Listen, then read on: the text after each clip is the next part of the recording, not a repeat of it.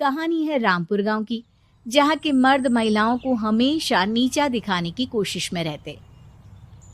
अरे अभी तक खाना नहीं आया, क्या मुझे एक और शादी करने की जरूरत है? नहीं जी नहीं, ऐसा मत करना, वरना मैं कहाँ जाऊंगी। खाना लेकर मैं अभी आई जी। गांव की पंचायत में भी फैसले हमेशा औरतों के खिलाफ ही रहते। मैं जो फैसला सुनाता हूँ वो भगवान की आज्ञा होती है। इस लड़के ने अपने मन से शादी करके अच्छा नहीं किया। लड़के को घर भेज दो और इसकी शादी इसकी जाति की किसी लड़के से करवा दो, लेकिन ये लड़की, इसे तो गांव के बाहर निकाल दो। नहीं नहीं जमींदार साहब, ये क्या बोल रहे हैं? ऐसा नहीं हो सकता। मेरी बेटी मासूम है, इसे अच्छे बुरे की समझ नहीं है। अरे कहाँ जाएगी ये बेचारी? कहाँ जाएगी?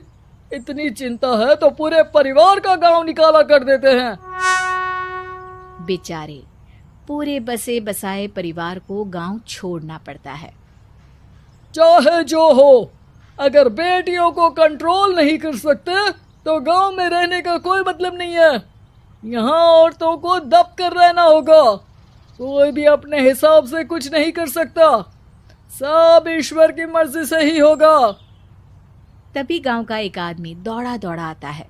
सरपंच साहब, जमींदार साहब, वो कालिया है ना, उसकी बेटी पढ़ने के लिए शहर जा रही है। अच्छा, ये कब हो गया?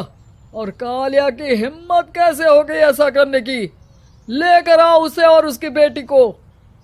बस फिर क्या था, हाजिर हो जाते हैं कालिया और उसकी बेटी सरपंच के सामने। अरे कालिया, ये क्या सुनने में आ रहा है?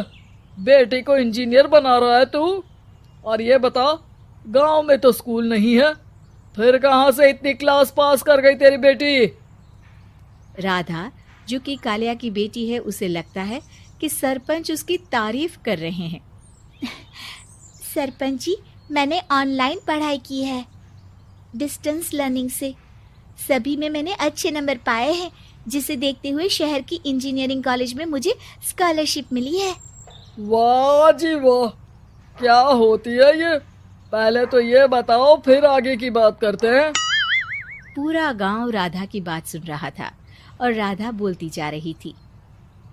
तो ऐसे मैं फ्री में एक अच्छी शिक्षा लेकर गांव में जो कुछ परेशानियां हैं, जैसे बिजली, पानी और इंटरनेट जैसी समस्याओं के लिए काम करूंगी। मैं गांव को शहर से जोड़ने के लिए पुल का निर्माण करवाने का प्रस्ताव रखूंगी। मुझे पूरी उम्मीद है कि जल्द ही हमारा गांव भी तरक्की की राह पर चल पड़ेगा। राधा की बात सुनकर सारे गांव वाले ताली बजाने लगते हैं। सरपंच को समझ नहीं आता कि वो क्या करे।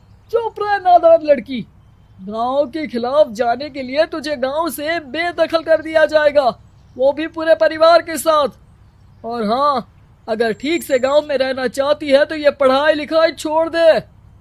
हम तेरे लिए गांव का कोई होनहार लड़का देखेंगे। तभी गांव का एक आदमी बोल पड़ता है। अरे नहीं नहीं सरपंच जी, राधा बिटिया जो बता रही है, अगर वैसा हो जाए तो हम लोगों को पैसा कमाने के लिए बाहर नहीं जाना पड़ेगा।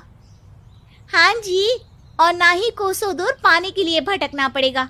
हमारे बच्चे भी अच्छी पढ़ाई कर सकेंगे और आगे बढ़ेंगे, ना कि हमारी तरह खेती करते बैठेंगे।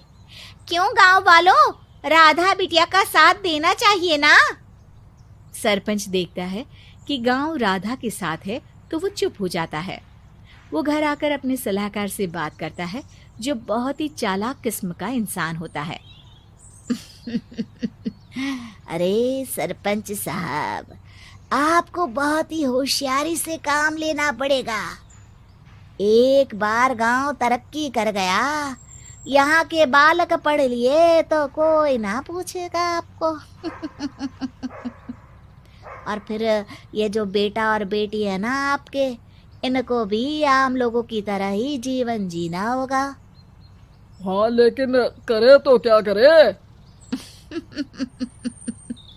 वो ना आप मुझ पर छोड़ दीजिए, बस मैं जैसा बोलूं करते जाइए।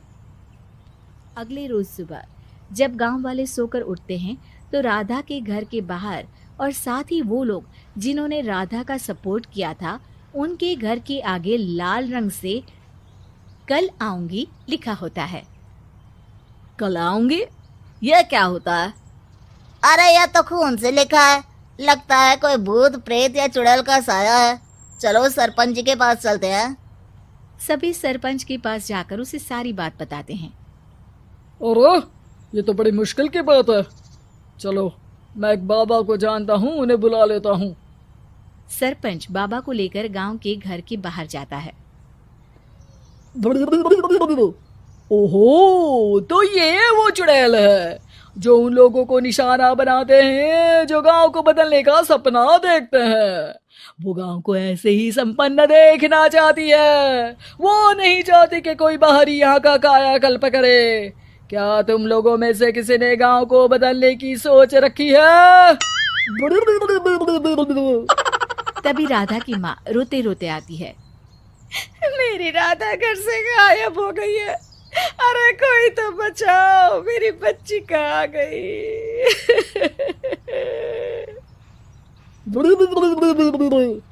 ले गई वो चुड़ैल, तेरी बच्ची को ले गई।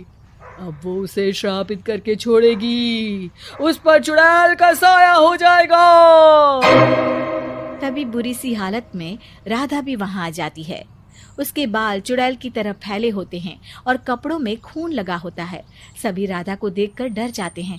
माँ, पता नहीं मुझे कौन उठा कर ले गया था। अरे दूर दूर हो जा चुड़ैल, अब हम लोग इस गांव में नहीं रुकेंगे। अरे कैसे बातें कर